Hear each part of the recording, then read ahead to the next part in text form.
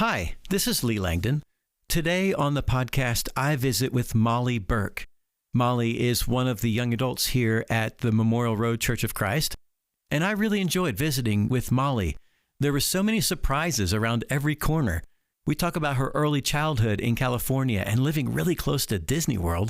Then we talk about growing up in Virginia and all of the history that she lived around. And then we talk about traveling to Croatia, her studies in friendship. She actually offers some really great stuff all the way through. Guys, thank you so much for being part of this young adult world community. Okay, guys, let's jump in. Welcome to Season 2, Episode 16. Welcome to the Young Adult World Podcast.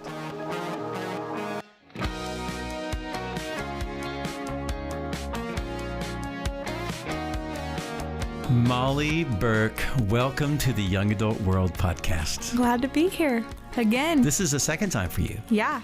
Yeah, you were on what episode? I was on the New Year's resolution one. Yes. That was a fun episode. It was. Yeah. There were three of you on there. Yeah, who were the other two? It was me, Cole Franklin, and Jacob. Put on the spot a little bit on what my New Year's resolution would be, and what did you say it was? Or word of the year or whatever. I think I said courage. Yes, and it's staying true. I'm having to be pretty courageous. So that's fantastic. How are you being courageous? Yeah, so I had this feeling coming up into being 28 that this was going to be a big year. Like there would just be change settling into my career. I'm really feeling the fruits of friendships and kind of those late stages of young adulthood, and feels different in 2026, and that all takes courage. I am not an anxious, fearful person. I never have been, but I also am a very conservative rule follower, traditionalist, I would say. And so to step outside of what your plan is or what's being asked of you to do something extra takes a lot of courage, takes a lot of trust that God is calling you to that, and if you mess up, which I will, and I have just today, He is bigger than that. God is bigger than the boogeyman. So let's go all the way back to the beginning. I was born in La Palma, California in December of 1997. Where is La Palma? Is it south or north? Where is it? It's south. It's right 15 minutes away from Disneyland. Oh, wow. So my brother was actually born in Anaheim. Did you grow up going to Disney then? Was that part of your childhood? So we moved to Virginia 2 weeks before I was 5, and it was soul crushing because up to that point we had Disney passes and could just go after church on Sunday night. Or my mom likes to talk about how when I was 2 I woke up one morning and said, I want to shake Mickey Mouse's hand today. So she took me to Disneyland to shake Mickey Mouse's hand. That is awesome. Yeah. Obviously some memories I know are from pictures, but I remember my mom and I spending a day at Disney, just the two of us. It was a big day, and I remember waiting in line at the parking garage, at drop when it opened, and things like that. So Disney's a really special place because it was pretty frequent in my life at that point. I love Disney. I was going to be a Disney animator when I was in college. So literally, you went to college to do that? Yeah, I went to become an animator for Disney Pixar was my goal. So it was you and your mom and your dad and anybody else? I have 2 little brothers. Okay. So one is 3 years younger than me, the one born in Anaheim, and then the other one's 7 years younger, and he was born in Virginia. So he's the non-Californian. Did you live there a long time? Until I went to college. Okay, so you are Virginian. That's you kind I'm of Californian. You're Californian. You claim you're Californian. No, I had no Virginia pride until I came to Oklahoma. Right. And I realized all these weird things about me that were Virginian. Really? Like what? There were just little things, culture-wise, the way I dressed wasn't Southern, and the way I talked was fast, and I just didn't have a lot of the little small culture things that are in the South. Right. It's part of Virginia is kind of Southern, but up near DC, we are way more East Coast, Mid-Atlantic, more close to the North. So you went to school in Virginia when you were a kid, and you kind of entered into the school system, I guess, for the first time maybe there. I don't know. I was homeschooled. You were homeschooled all the way through? All the way through, from really pre-K to college. With your brothers? Yeah, my mom stayed home and homeschooled us. Wow. Yeah. Tell me about that. Like, was that a good thing? Do you remember that as being a kind of a positive thing in your life? I loved it. There was never a moment that I can remember, and like I said, I have a good memory, that I wanted to be public schooled or private schooled.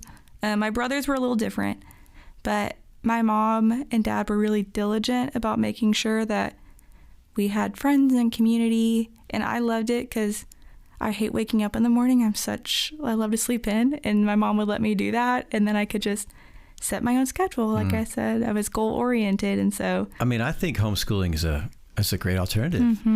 Were your parents like highly educated? Did they feel like they have, we can do this? My parents are insanely intelligent. So my dad, he didn't finish college, but he'd gotten a full ride to Vanderbilt, and then he went to go work at AOL in the 90s. So like, oh wow, he's just off the chart smart. And then my mom has her master's, taught school, special ed, ran things and she just had a heart for it. And so if they didn't know something, they found somebody who did.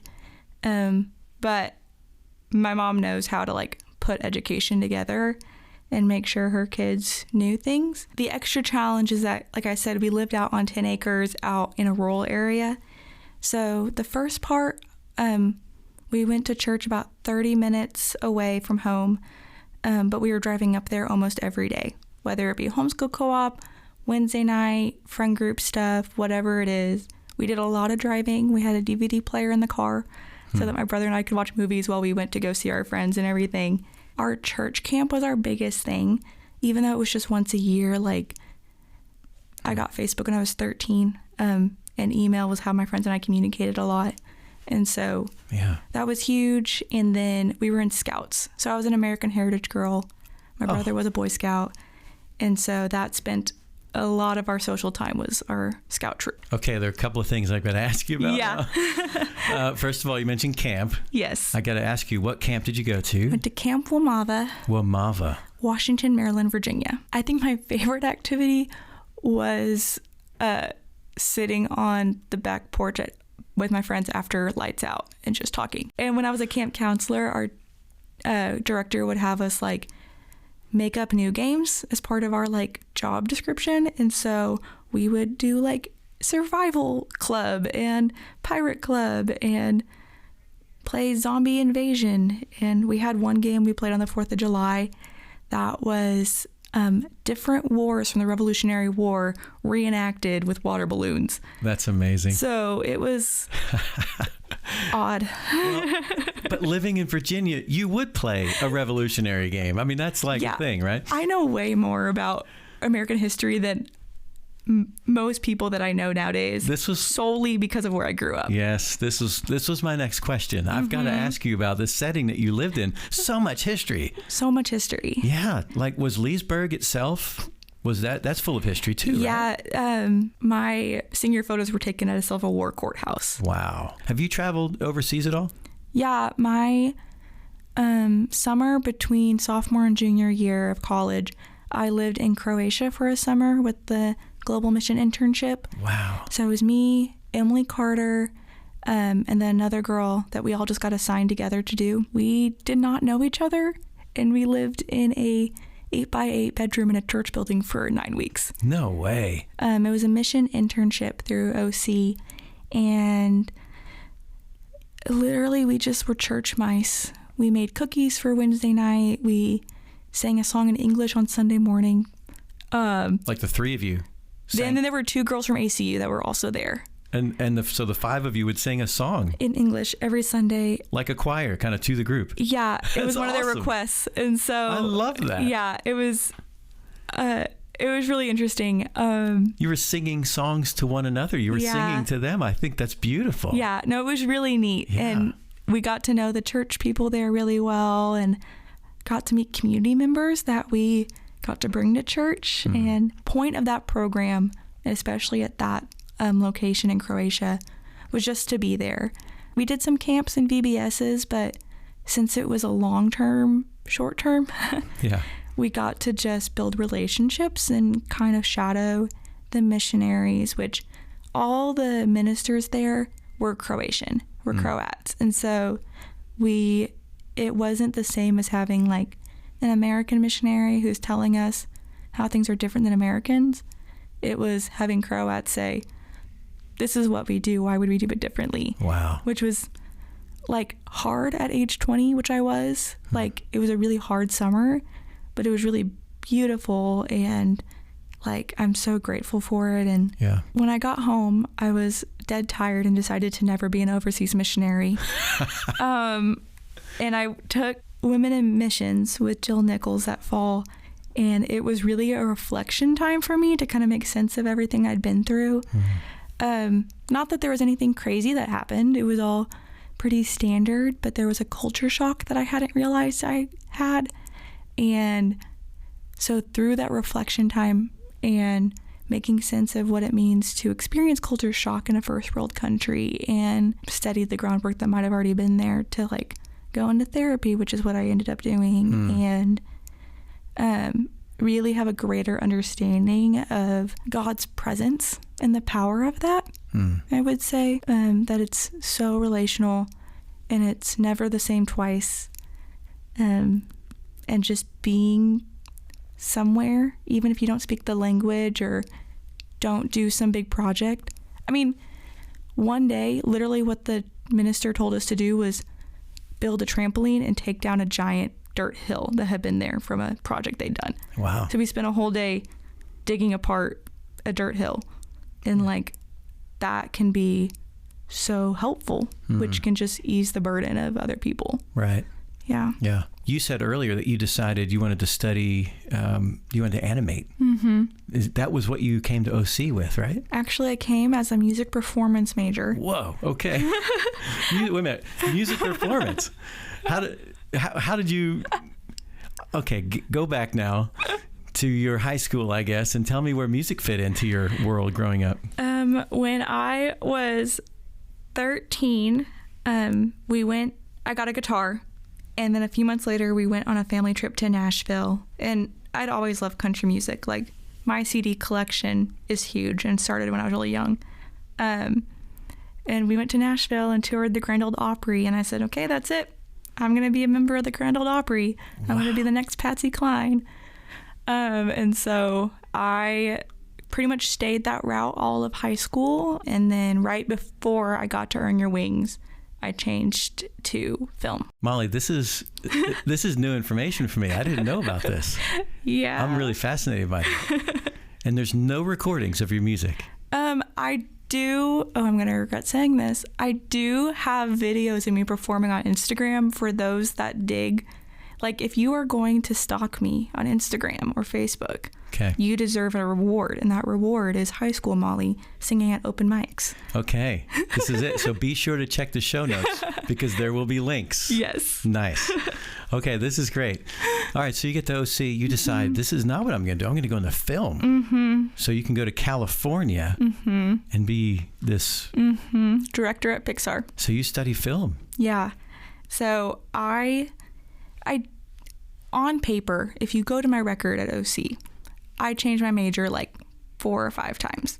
But the whole time was the goal to be a director at Pixar. So I did film, gaming, animation, interdisciplinary, graphic design, all the things. And so it's a lot of art classes and a semester I, quote, abroad. But I lived in Los Angeles studying film for a semester. What was that experience like? I worked for, my internship was with a couple indie filmmakers, one of which Just Associated produced a short that won an Oscar. Oh my goodness. So that's really cool. That is so cool. What was the short? Do you remember the name of it? Yes, it just won documentary short called The Singers, I think. Okay. I've never watched it. I didn't realize she worked on it till she was posting that it won. Wow. So I worked for 2 independent filmmakers right off of Hollywood Boulevard. Like, I went to lunch on Hollywood Boulevard every day, and we made some short films and took classes and lived in the heart of Hollywood. And Wow. There were 48 of us from different Christian schools around the country, and 2 of them, like, I still talk to. Not all the time, but we keep up with each other, and I get to see them, and they're just really special people to me. So I'm just very grateful for. You must have experienced something out there and thought, I need a change. Oh, no. That was my junior spring, and I literally up through into my next spring, that's what I was going to do.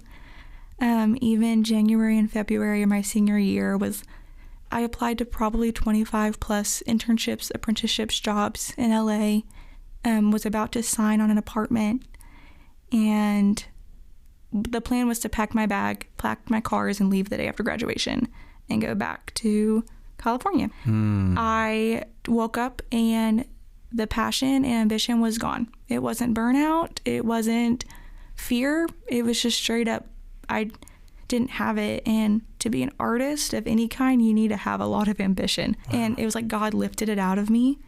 And for the first time in my life, I had no ambition. And conveniently, 3 days later, COVID hit. Wow. And for me, right before COVID hit, that day that I realized that, and I just tore open my Bible to a random passage, and it was Nehemiah 9, and Nehemiah 9 talks about how God led the Israelites through the wilderness. And earlier that day, I had just made an offhanded comment that I don't want to be an Israelite wandering around the wilderness. I want to do something. And I was like, shoot, it's not about me. It's about him. Wow. And he'll get me through. I had no clue that wilderness was like a word for like Christian people. Like, it was just a word that came to me. No kidding. And so I really kind of leaned into that, read a lot about wilderness and read a lot of books, and lived with my mom for like, I guess 6 months. But I spent that whole summer just like crying and journaling and reading about wilderness and praying. And it was really hard for someone that is so ambitious and always knew where she was going and was always going somewhere else to suddenly have none. I had no dreams for the first time in my life. And I just graduated college, and it was a pandemic, and I was stuck in Edmond, Oklahoma, and my friends were moving away and getting jobs, and I was going to move to Nashville for a while, then decided against that. Emotionally, it sounds like you were tanking. It was so, yeah, I spoke to Jeff McMillan about it that summer, and because I had just taken a class with him, and so I was like, okay, I last spoke to you. So what do I do with this? And he gave me an illustration I still use a lot of, you're cleaning out the gut and the gutters, like all the muck, all the leaves, all the trash. But what happens is now it's empty, and it's just a void. And so for the month of July 2020, I was just a void. And it was really hard. Yeah. Wow. I mean, I remember 2020, the pandemic, which we have mentioned a lot on this podcast just because we've lived through it now, and it's kind of part of everybody's history. Yeah. It was such a difficult time, and listening to you talk about how much change happened right before the pandemic, like your heart had switched already. Yeah. And I'm grateful it happened beforehand. Yeah. Because I couldn't call it a crash out. Yeah. I had a whole existential crisis after it happened, because I had counted on those last 6 weeks of college being what redeemed me. And I couldn't do that. I had no distractions at all. So, okay, you got to do something. How did you switch into doing what you're doing? Yeah. So in that conversation with Jeff, he said, why not counseling? And I said, I took counseling for ministers, and I can't do that. This is what you said to him. Yeah, I said that to him. And he's like, well, at that conversation, I'd kind of decided that maybe I wanted to like open my own camp one day or do spiritual direction. I really had just decided at that point, it was August of 2020, that I wanted to drink coffee and talk to people. And that's still kind of my motto and phrase. It's kind of my grounding myself when I say it, if you hear me say it. And he goes, okay, well, those aren't careers, and you need to make money. Counseling is a career. And I was like, you're so right. So he's like, you'll go to school to learn about it. Just pray about it. And so immediately I go search counseling degrees and programs, and was going to do it, but it was all starting. It was August. It was too late. And so I was like, okay, I got a job at Bradford House, which had just opened up that month, and worked in the cafe there for about 2 months. Was gearing up to apply for a spring start at Abilene Christian for their marriage and family therapy program. And OC didn't have one yet. I wasn't being a traitor, I promise. And as I had my backpack on to walk to Ellis Island to write my admissions essay. And Candace Bass walked into my house to pick up her daughter. My mom was babysitting her, and said, hey, we had an RD drop out. Would you consider applying to be a resident director? And I was like, well, let me think on that. And so I did. 2 weeks later, I started. I moved into phase 6, and I ended up starting at ACU for therapy the next fall. Big God things. I didn't realize I was becoming a therapist. I really didn't. And that sounds like a joke, but I think I was about 3 weeks in to the program before I realized I was becoming a therapist. I don't know what I thought I was doing. But yeah, now I get to drink coffee and talk to people and know how to do that. Yeah. Oh, that's fantastic. Yeah. You picked up and went to ACU, or was this online? Did you do it? How did you? I picked up and went to ACU. Oh, wow. So I am 3rd generation of women to get a graduate degree from Abilene Christian, which is crazy considering my grandma graduated in the 60s. So Wow. That's a long time ago. Yeah. But I'm the 5th generation of my lineage to live in Abilene for 2 to 4 years. I love that. It's a really weird thing. And so I just thought about it as a pilgrimage, and I didn't really think I had a community here at the time. I had friends, but I wasn't really missing anything. And I was like, maybe I'll still move to California after grad school. But it was pretty quick into being away from Edmond to realize how much I loved my people here. So I came back. I had worked as a young adults minister in Abilene, and I have just such a heart for this age group, go figure. But I think it's a really untalked about spiritual development phase. And because I was yapping my mouth about that, I ended up getting a job helping people do it in Abilene. Wow. And so when I came, there was just something, there was a little bit of burnout, because at a small young adults ministry, you have to kind of do everything. I hosted small group Bible studies, Wednesday night, Sunday morning, all the things. And coming here to such a bigger one, it was like, I can't do that again. I'm tired and no one knows who I am, even though everyone knew who I was. I went to college with everyone. I don't want to put the effort in. Yeah. It's too hard. And then the Spirit that spring was like, okay, Molly, you've got to plug in. You know better. Yeah. So that's when I think I introduced myself to you and really started. So tell me how you've been active in our young adult ministry, because it's not just one way. It's lots of ways. So yeah, I get told I should say no more, but grew up in a small church. You say yes to everything. I think I started off pretty quickly when I decided to plug in. I think it was immediately I became a small group leader. So that in October of 24, Emma, Duncan, and I started a small group, and that's my main thing. I love it. I started doing Feed His Sheep as well. I got really involved in the women's ministry through Heartfelt, and then through teaching classes. Me and Cassie Sykes taught a class January and February of 25. But my biggest thing is I just show up. If there's something, I'm going to go to it if I have the capability. I'm a really busy person, but I love being busy. And if it's church, it's first priority. So that's I feel like that's how I'm involved, is I show up.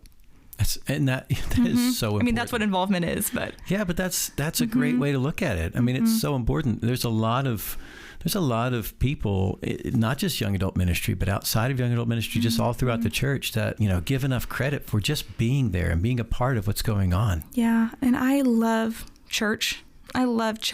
And obviously people in church make mistakes, and that means the church makes mistakes. But I think that's what's so beautiful about it, is it's a group of people choosing to love and forgive and get through and serve because of Christ. Kind of going back to that conversation about courage. It takes courage to be a part of the church. And growing up outside the Bible Belt, like, church is just what you do. If you are a Christian, like, if you're involved in your small church, you have to do everything because there's not a lot of y'all. And I'm 4th generation Church of Christ, show up when the doors are open. And it was just very instilled in me. Still in my family, we don't talk about emotions. We talk about church and theology. And so, like, I know more about how my people stand on their faith than I know about what they did that day. It's just kind of the practice. And because of that, I've been able to see throughout my entire life the fruits God gives for faithfulness to his church. Not all, I mean, it's rarely like money type fruits. It's so much more about just like contentment and peace and the ability to get through and friendships. I don't know where people make friends if it's not through church. Like, my graduate research was on friendships as a 20-something. And part of this is selection bias. I get it, because I put out the information and my people go to church. But 3 of the 4 friendships, best friends, met at church. Oh, wow. And I have yet to find out. The other one was a really unique circumstance, like really odd and obscure. And I've yet to figure out where people are making like really close relationships if it's not through church. And I'm sure it happens, but well, frankly, the research is showing us people aren't making relationships, so maybe it doesn't happen. I don't know. What's the best way you've found to make a good friend? First step to making a best friend is to show up and share space. So you can't be friends with someone if you never meet them, and to do that repeatedly. It takes 300 hours to make a best friend. Church, work, and school hours don't count. What does count is before, after, like the lingering. Wow. And the small conversations. And so, or going out to eat or hang out or whatever. Yeah. And so the best advice I can give, and this happens to me with all my best friends, is if you meet somebody that you are enjoying a conversation with, say, I want to be your friend. And then just act like it. Yeah. Act like the friendship already exists and text them, hang out, go talk to them on Sundays. We're all pretty fragile relationally. If someone's not talking to you, the best thing you can do is to assume they are also nervous or anxious, and then just to make the first move. Yeah. There are a lot of people that feel like they don't have friends. And I hate that. I think, man, there's so many people that would probably love to have friends, and they're, how do I start? How do I get going? Yeah. You're just saying, just talk to them and say, I want to be your friend. I mean, I wrote a bunch of pages on this on how to do it. If you want to chat, let me know. Is there a link? There is. I think it's on my Instagram as well. We'll put it in the show notes. Yeah. But like genuinely, and by trade, I'm a therapist, but my career long-term is working in student life at Oklahoma Christian. And so I spend all day, every day, trying to help college students make relationships. Yeah. Just help them. And it's honestly so hard. Algebra is much easier, and I can't do math because it's so vulnerable. And it takes the courage of one person choosing to be vulnerable and choosing to potentially get hurt for the sake of both people in a friendship. I appreciate those words, that insight. I mean, honestly, a lot of people listening are probably thinking, I would love to create more friends. And so come to my small group. We're friendly. Yes, your small group. It's open, isn't it? We're always open. We're such an odd group of people, and we say that out loud so I can say it. Kind of some obscure corners of the young adults world. And so because of that, we always have open space because people have weird work hours or travel a lot. We have now 2 married couples. We have couple dating, couple singles, couple engaged. And so guys and girls, we're just want y'all to have a space if you need one. I love it. Awesome. I want to ask you one more question. You just moved, didn't you? Mm-hmm. And what was that like? You just moved into a new house. I know. I worked in residence life for a long time at OC just because I love college students. And I had to move home with my mom last year when I started a new job. And so I've been living with my mom at 27 and 28, which takes courage within itself. But love you, Mom, if you're listening. Of course you do. But yeah, so I moved into a little house right down the street from you. It is actually, yeah. Yeah. We walk our dogs right by it. Yeah. It was really nice. I hate moving, but it's been really nice because all my stuff was in storage. So I get to rediscover all the things that like make me happy and that I haven't seen since May. And I've already I just am excited to open it up. Like I've hosted a small group. I'm hosting some college students. Like if you want to come hang out, I want it to be a space people can just exist and be and awesome. Make hospitality a practice of mine. I love that. Mm-hmm. Yeah. Molly, thank you so much for being on the Young Adult World podcast. What a pleasure. It's been fun. Yeah. Awesome. Hey, thanks for joining us today. I hope this conversation was meaningful to you. Come find us on Instagram. Our profile is Young Adult World Podcast. Tell us what you connected with during our podcast today. This podcast is part of the Young Adult Ministry at the Memorial Road Church of Christ in Edmond, Oklahoma. Come join us sometime. There's plenty of room for everyone. If you want to reach out to us, don't hesitate to email us at youngadultworldpodcast@gmail.com.